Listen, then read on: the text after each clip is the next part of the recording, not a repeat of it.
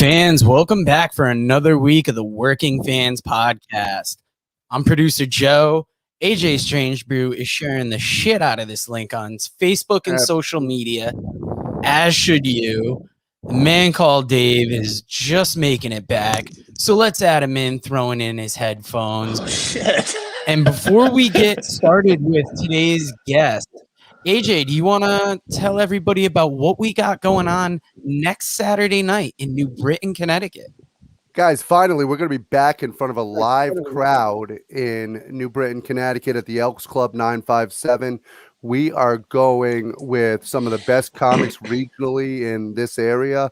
We've got Marcelino Moose Hill. He's going to put this show together. He's the promoter. Moose. He's bringing in, exactly, Moose. He's bringing in Brian Barganier, who's going to headline. Myself, I'm going to host, and we are going to bring this to you 6 p.m. You come and you eat some lasagna. Then 7 o'clock, we go live with a comedy show, which is going to blow the doors off of the Elks Club. Don't miss out on this. It's going to be live and in Technicolor next Saturday night. Be there or be square, guys. And how much are the tickets to that event?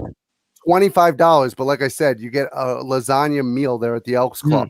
So not only are you getting it, you're getting dinner and a show. I've been thinking about lasagna all week. That is more than Dave usually offers to Peas on a night out. And Joe might even have a date himself that night, too. Ooh, shit, breaking news. Wow. I wasn't going to put the pressure on Joe like that. I was going to put that on next week's show. It's called competitive pressure, baby. Close the deal. Get it done. Woo. Don't make Now, this look Dave, bad. we're going to run a quick commercial for the other live shows over at The Buzz, which this Thursday, regularly scheduled Hostilities has hit 100 episodes. That is fucking wild. Josh DeBoard, Chuck Winchester, get it done every Thursday. Is it Wednesday already? Nah, Chuck, it's Saturday. We're doing things different over here. Saturday morning, baby. Old school wrestling style. Remember that. So let me run this commercial, and then Dave, introduce us to today's guest. War. Tell them that's what we ready for. War. Tell them that's what we ready for. War. Bringing that to competitors. Do we see the confetti fall? Be ready for war. Tell them that's what we ready for. War. Tell them that's what we ready for. War. Bringing that to competitors. Do we see the confetti fall? Be ready for war. Tell them I'm ready, any opponent. The crown heavy and every minute is chosen. A path only fit for kings, and you won't know what this court means. What did you enlist for? If it isn't getting more rings, then you gon' have to switch your team. Trust me, it gets more mean. I'm a nightmare going up against your dreams. First step is explosive like a bomb hit. Bet if I let it fly, I cannot miss. And you ain't got a chance at the top 10 when you getting clamped all night by your locksmith. On the block, throwing lobs to my top bigs. I'm a chef, no look, what's the top dish?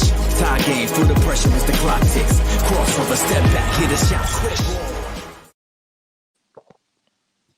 Now, Dave, do you want to introduce our guest to everybody? Even though if you're familiar with the show, you've heard his name plenty of times. Taking the words right out of my mouth, Joe, but that's all right. So, yes, if you listen to our show, you might hear me refer to Mikey and Fred, Mike Caldwell. He's a gentleman who listens to our show, and he's reached out, and he loves the 531, and he's gotten us list on wrestlers, comedy, and he's super helpful. And he's wrestled for about 20 years, and we're going to talk to him about that. He's wrestled as Mikey and Fred, but today he's Mike Caldwell, and he's joining the show. Scott from Voluntown's going to love this. It's Mike Caldwell. Yeah. I keep fucking that up. All right. Anyway. Well, I want to ask you anyway, because I haven't had a chance. I want to know about your gimmick. Like, I want to know about Mikey and Fred. I want to know about this character. I want to know how you came up with it and kind of give the people background about what it is. Because I've only seen glimpses of it, and I can't tell if you got, like, multiple personalities or maybe if this is, like, a Eugene thing. Or help me out here. Okay, well,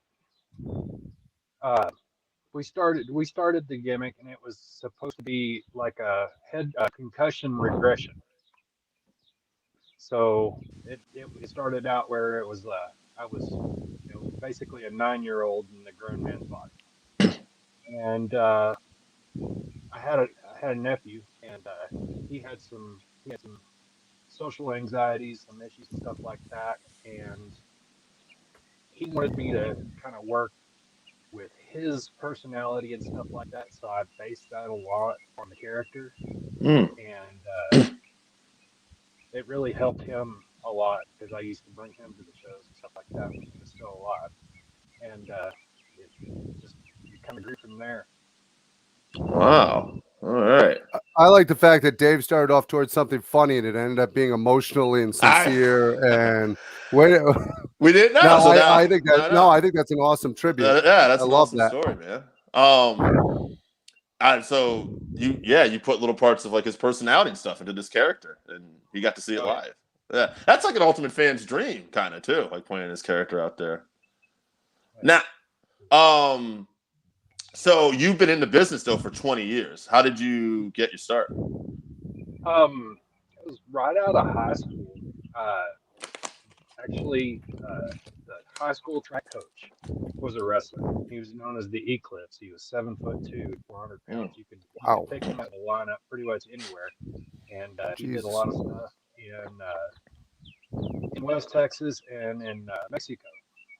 And I started talking to him about it one day, and he's like, "Yeah, you should come over here and check this out." And I ended up going to a couple of shows with him, buying tickets, and then I started training.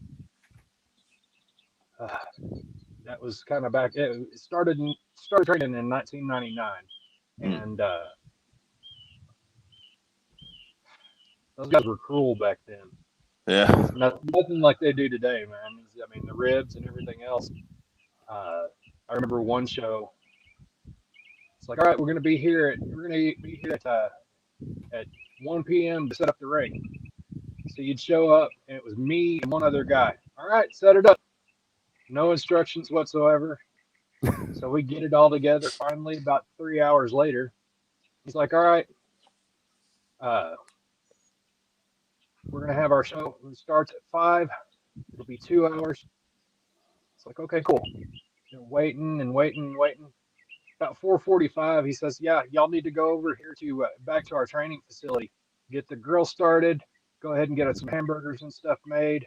And we'll be back over there as soon as we're done. Okay, cool, fine, whatever. We get over there. We get stuff going. We're cooking the burgers and everything else. We got everything ready for them. Show ends about 7 o'clock. They show back up. We're like, all right, now we can get to eat and stuff like that. And they're like, all right, we're here now. We got this. You need to go back and tear down the ring. Yeah. That's but that was kind of that's a hell of a rip. They wanted to make sure that you were mentally prepared for it, instead of just,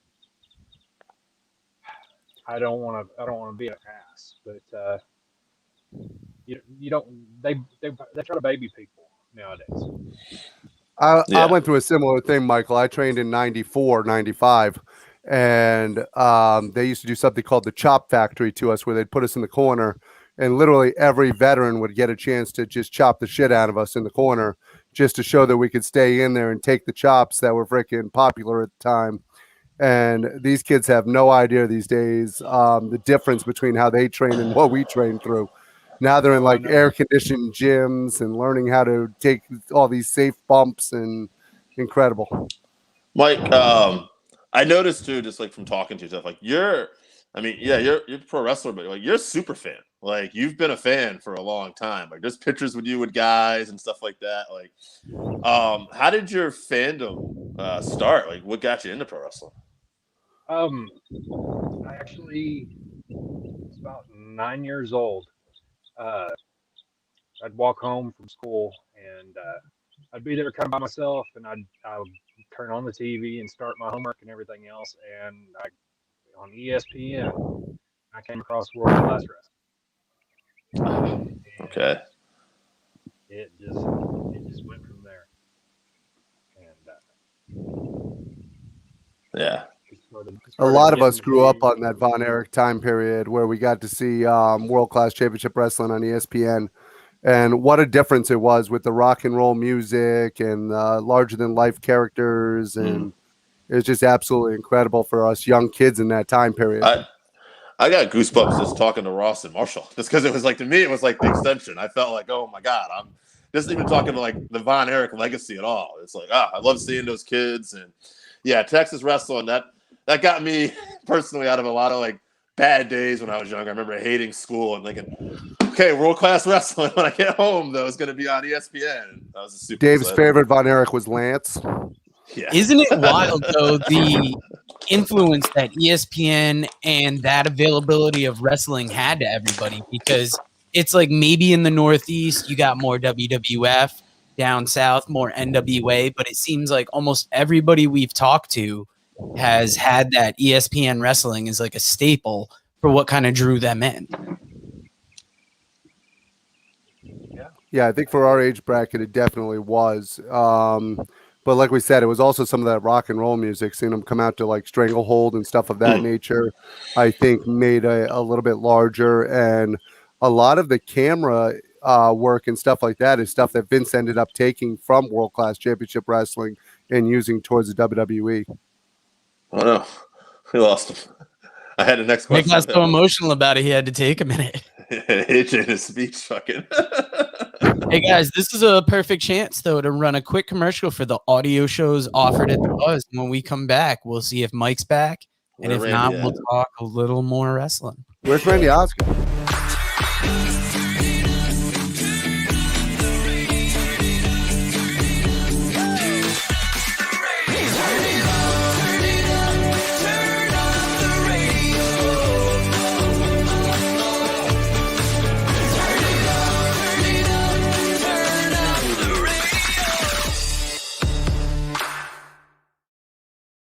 AJ, it's funny you ask where Randy Osga is because, you know, where we might have been in his prime spot on Wednesdays, I bet this is the middle of his workday. Oh, And working the farm. plowing it out. Now, Mm. Mike Caldwell is back Mike's with us. back. So, Dave, hit him with the question you were going to start with. Yes. So Mike contributes to our show almost on a weekly basis. I always hit him up for a list. So I thought, since you're a guest, maybe you could give us your top 5 moments in your career. People you either met, matches. I'm just curious. Maybe places you've been. Top five moments. I actually had I had an ongoing feud in several states with Dusty Wolf. Nice. He was one of the WWE developmental guys, or not developmental, enhancement talents for a very, very, very long time. Now I got to learn a lot sitting underneath his learning tree. I got to gotten to work against all kinds of people. I got an early match in like 2001 with Paul London. Oh, yeah. Oh, nice. And if anybody ever has that video tape, I would love to get it. I got the tag with Eugene. Oh, yeah. And I got the tag with Carlito. Mm. And so the top moment was getting to be around and be so close to Fred Urban III. He was completely a huge mentor of mine. He passed away in 2018, and I wouldn't be where I am today without him. Now, what were some of the more important things that you learned from him that you kind of incorporated into your career? He was a businessman's businessman. I mean, he would go and work personal security for Bret Hart every WrestleMania, and he knew the business in and out. He knew how to, just networking with him and getting to be next to him and learning and taking rides with him, stuff like that. It meant a lot. I don't know how else to put it really. Mm.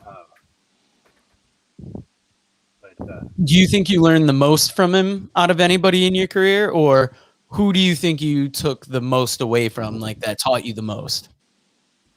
It would be a toss up between Dusty Wolf and Fred Urban for sure. Nice. Now, what did you learn from Dusty that was particularly striking to you?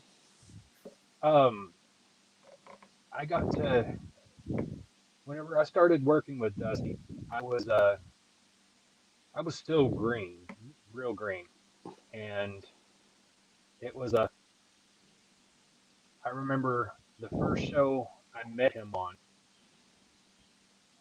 We went out. I went out first match, and we did everything that we possibly could to try to get a reaction out of the crowd, and you got crickets. And he went out in the main event, and they worked a wrist lock for 15 minutes, and the place was about to erupt the entire time. So, wow.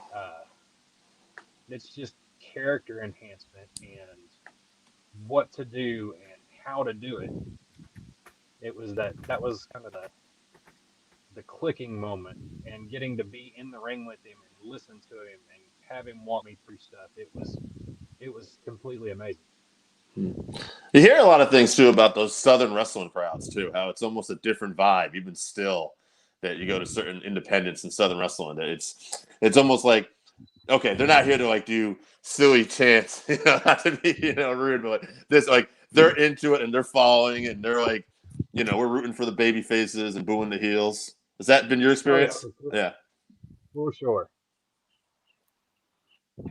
Yeah, it's one of the best advices that one of the best advices that Adrian Street gave me was, he said, I see a lot of these kids and they want to put 500 moves into a wrestling match. He said, I can put 20 moves into a wrestling match as long as I put them in the right place and do them at the right time. It's going to have a lot more effect than the 500 moves that these kids are doing. Oh, for sure. Now, Mike, do you enjoy older product more? Do you even keep up with the new stuff? When you watch, like, what do you prefer to watch? Right now I prefer to watch the indie products. I'm here in Texas. I've got about 4 or 5 different promotions that I kind of keep track on, and I'm a producer for about 3 of them, and just getting to watch those guys and watch them develop and the characters and everything else. I struggle. I watch Raw from time to time, and I really struggle to make it through it. I want to be able to feel it, and whenever I watch stuff like that, sometimes you have good people that have good matches and everything else, and then other times it's like, okay, if they would slow down just a little bit and sell some more, it would actually help things out tremendously. Yeah, agreed. Yeah. Hey, just curious, have you gotten to keep up with any SWE Fury or any check out their product? I know a lot of the guys in SWE Fury. Yep. We're actually running on the same date as they are in July for a promotion that I work for here in Lubbock, Texas, and I've known James, I've known Charlie Haas for a long time, and man, I mean I can't say anything bad about them. They're great people. They've got something special. They're bringing an old school feel to it, and I enjoyed that. I've watched a handful of the shows that they have on Fight. Now, what are some of the promotions you work for down in Texas or work with? Primarily, I work with Old School Wrestling out of Odessa, Texas. Rampage Wrestling in Lubbock, Squared Circle Pro in Lubbock, and BCW Pro Wrestling and in Oklahoma, which they're actually making the transition to Texas here in the next few months. All Nice. right. Can we check them out on Independent Wrestling TV at all? I think Old School Wrestling might be on there. Where can we check them out if we'd like to see any of these promotions? I know Rampage has stuff that they usually put stuff out on their YouTube channel. Okay. Squared Circle Pro has a YouTube channel, but they also whenever they do events, they do live pay-per-view events. Okay. Now, And, the next one they have of that is July 24th. now, Mike, I want to give you 2 more questions, and then we're gonna let you go. I just want to know. Well, really, one of them is just, what are your goals now at this point in the business? What do you like to achieve still? And then 2, if you got anything you want to promote, hit us up. Let us know. Yeah. My goals right now. I still enjoy wrestling, but I'm really enjoying my backstage roles a lot more. It hurts a lot less, for sure. But I enjoy getting to give my input and teach the generations to come. That's kind of where I'm at. I'm gonna have my hand in BCW's transition to Texas wrestling, so that's gonna be definitely a great experience. But yeah, Mike, when you're producing for an independent like BCW, which is obviously is transitioning to Tex Wrestling, is it hard sometimes to not try to overproduce like they do in the WWE, or does it give you more freedom to actually work with the wrestlers and actually give them a little bit more freedom in the ring? Because I think one of the biggest problems we have right now with the WWE product is the overproduction, and kind of that brings some stress to a situation that doesn't need to be that stressful. the main points that I try to go on is times. Everybody has to be on time, especially if you're running a television program. Yeah. 1 minute over or 1 minute under can change the entirety of a show. And so you got to be on cue with all your times. And a lot of the things I like to try to work on. I want to get the guys creative freedoms to do what they want to do, but I want to make sure that we're not duplicating a product over and over and over again. I don't have 4 matches that end with 14 super kicks.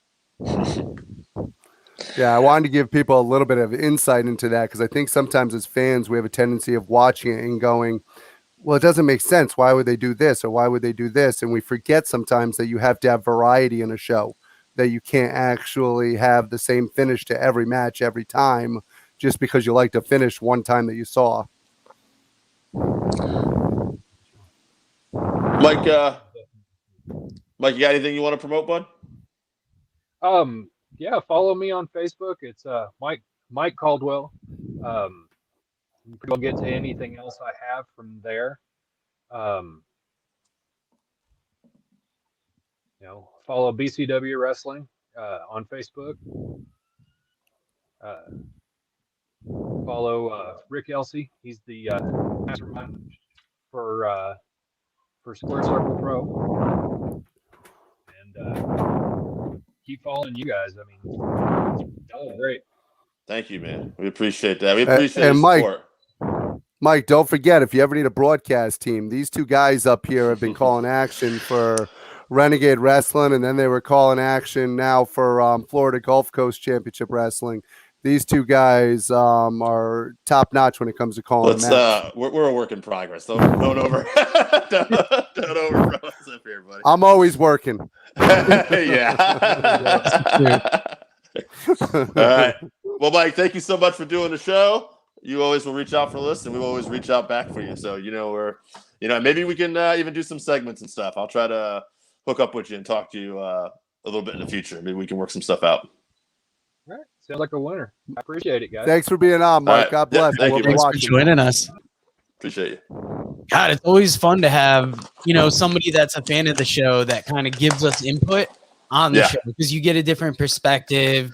You just get to find out more about him, and we found out about. The reason why I asked the question was about the production is because I think a lot of times people don't understand what it's like to actually have to produce the wrestling show, to put the time in, to get the times to work together. They see it on the independents or they just see the finished product and they don't think about what it's like. If you miss your time and you don't finish on time, you're taking match time from the main event, for Christ's sakes, or you're taking match time from another match that's on the card that there is no time for. Yeah. So I want to give people a little bit of that insight. So I'm glad Mike was on to answer those questions and really give a little bit of insight into what happens on the broadcast. Jeff Jarrett talked about that recently on one of the WrestleManias. I think there was some 8-man or 10-man tag match they had scheduled, and Shawn and Razor went late in the infamous ladder match that everybody loved. And he said at that point they knew, like, well, we're not getting on this show. Yeah. Well, and a lot of times we as fans have a tendency of blaming the promotion. We're like, oh, they cut this match. We didn't get to see this match. And we don't realize that it's because some jabroni went fucking 5 minutes over on their match or stuff just happens, I'm sure, too. Or stuff that happens that makes it so that you can't do that. Bischoff talked about somebody recently. I can't remember the guy's name. I think it was Regal. But he said Regal had the most crazy ability to be done exactly on time. Not a few minutes before, not a few minutes after, not even a few. Like, he would just be on time, on the dot. Like, he knew exactly how to, like, finish the match whenever we needed it to be. Well, to be honest with you, comedy's the same thing. When we do this show on the 12th, you're talking about people having to hit their marks. You give a comic a certain amount of time to work. And if you get somebody who's holding the show hostage, who all of a sudden is trying to do 15 minutes instead of 10 minutes or something like that. We looking at you, Moose. Yeah. the crowd might love it, but you're costing the headliner or you're costing the other people on the show, and you don't want to take away that time. And it works the same way. Yeah.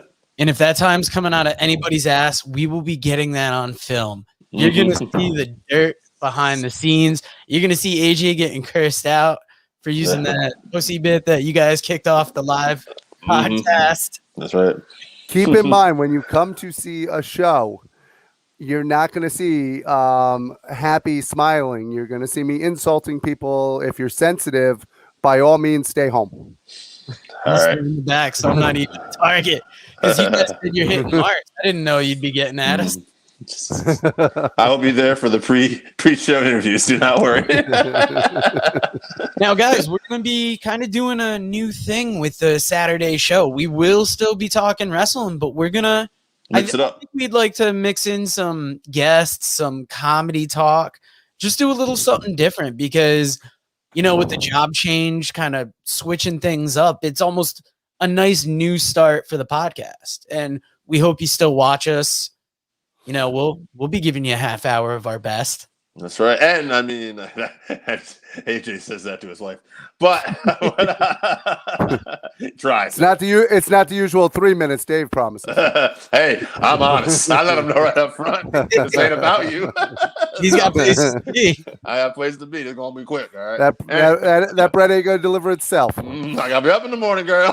Anyway, but yeah, I was gonna say that basically. It's exciting. I'm totally out of my game now. This will be fun. Do some the key new to stuff. it is we're going to bring so much to the plate here, guys. We're going to have fun. We're going to make it entertaining. Hopefully you guys enjoy it. Tune in. Be a part of it. Don't ever stop being a part of it. Check us out on Twitter, YouTube. Leave us messages. Talk to us. Tell us what you like, what you don't like. Oh, yeah. That's You got all the addresses at the bottom there. Absolutely. Thank God, because I'm not going to remember them. Dave's MMA segment might be coming up soon, too. So, and speaking of bringing it to the plate, that's a $25 lasagna dinner and comedy show. Comedy starts at dinner starts. Comedy starts at 7, dinner at 6. There you go. You'll be Come home. get yourself some lasagna. About 9:30, 10 o'clock. Don't miss your Dave's mark. going to be up a little later with that UFC, but guys. I'm studying for my MMA podcast, baby. It's coming out. Working Fans MMA edition. Be ready. Thank you for joining us, and we'll see you again next week. Where you at?